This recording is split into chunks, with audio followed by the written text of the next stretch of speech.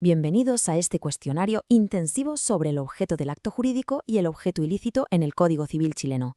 A ver, en los próximos minutos vamos a poner a prueba los conocimientos con unas cuantas preguntas clave, que van desde lo más fundamental hasta los casos un poco más complejos. La idea es que después de cada pregunta haya un momentito para pensar la respuesta. ¿Todo listo? Pues venga, empecemos con los fundamentos. Esta pregunta va a ser nuestra guía, y es que para entender por qué un contrato puede convertirse en una auténtica bomba de relojería, primero tenemos que construir una base sólida. Así que vamos a empezar por el principio, por los cimientos del acto jurídico. Para entender bien el objeto, lo primero es saber dónde encaja en todo este puzzle. Así que, primera pregunta, una fundamental directa del artículo 1445 del Código Civil.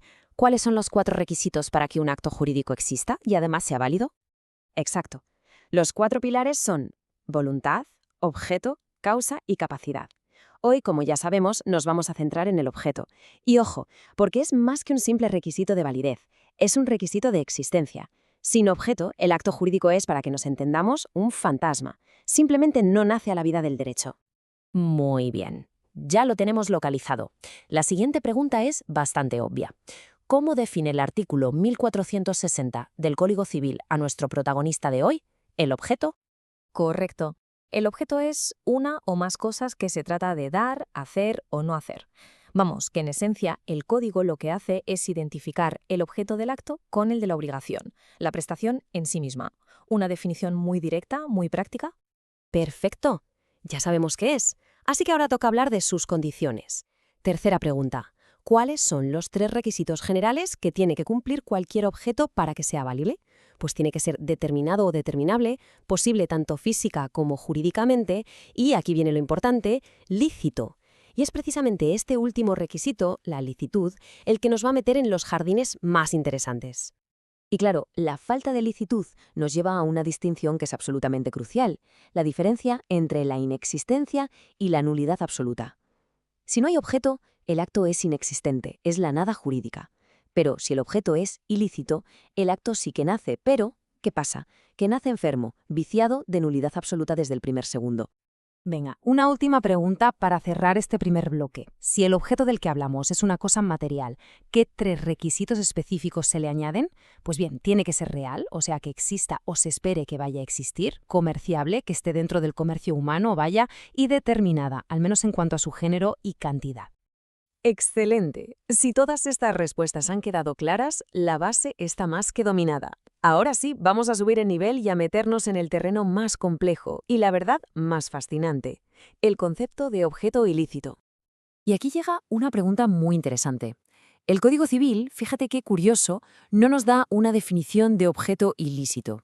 Entonces, la pregunta es, ¿qué técnica usa para regularlo y en qué artículo se apoya para hacerlo? Pues la respuesta es que adopta un sistema casuístico. En lugar de darnos una definición teórica, abstracta, lo que hace es presentarnos una lista de casos concretos en los artículos que van del 1462 al 1466. Nos enseña lo que es ilícito a través de ejemplos. Vamos a ver algunos de esos casos para entender la lógica. Empecemos por el primero. Según el artículo 1462, ¿qué tipo de actos tienen objeto ilícito? Pues la respuesta es los actos que contravienen el derecho público chileno. Esta es, digamos, la cláusula más general, la que protege el orden fundamental del país.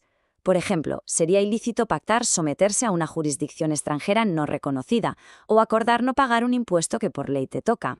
Siguiente caso, el artículo 1463, que prohíbe los pactos sobre sucesión futura.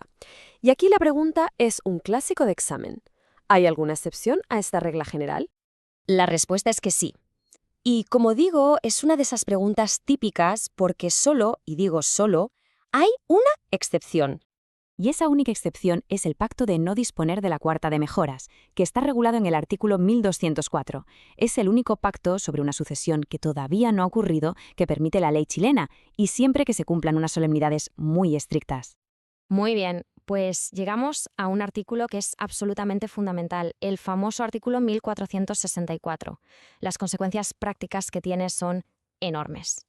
La pregunta aquí es la clave para entenderlo todo. Según la doctrina mayoritaria, ¿qué sentido tiene el término enajenación, uno restringido o uno amplio? Aquí es donde la interpretación de los juristas, la doctrina, juega un papel clave. La respuesta correcta, y la que sigue la mayoría, es que se le da un sentido amplio. No se refiere solo a transferir el dominio, como en una compraventa, sino que abarca mucho más. La constitución de cualquier otro derecho real sobre la cosa, como podría ser un usufructo o una hipoteca. ¿Y por qué es tan importante esto? Pues el punto clave que hay que llevarse de aquí es que esta interpretación tan amplia expande de una manera brutal el campo de aplicación del artículo. Hace que muchísimos más actos puedan acabar siendo declarados nulos por tener un objeto ilícito. En fin, para resumir, hemos visto cómo el Código Civil va construyendo sus reglas de forma meticulosa. Pero claro, toda esta lógica, heredada del siglo XIX, nos deja con una reflexión para terminar. En un mundo como el de hoy, con contratos digitales, con tecnologías que lo cambian todo, ¿sigue siendo este sistema de casos específicos el método más eficaz para proteger el orden jurídico? Bueno, es una pregunta que, desde luego, queda abierta para el debate.